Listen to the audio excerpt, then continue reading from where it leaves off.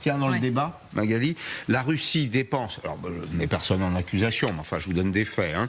La Russie dépense 2 milliards d'euros par an pour diffuser de fausses informations.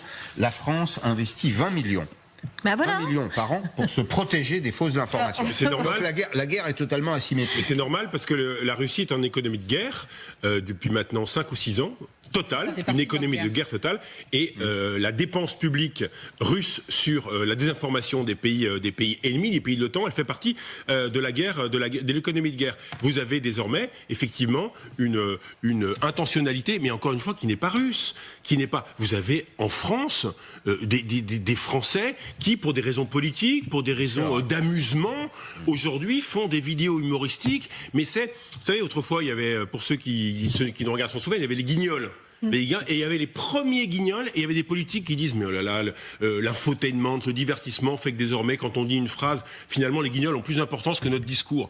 Mais aujourd'hui c'est plus des humoristes, ce sont des vidéos où même un journaliste met 5 minutes, un journaliste politique met 5 minutes à savoir si c'est une vraie ou une fausse déclaration. Les photos c'est pareil. Donc c'est une révolution et il n'y a que l'éducation.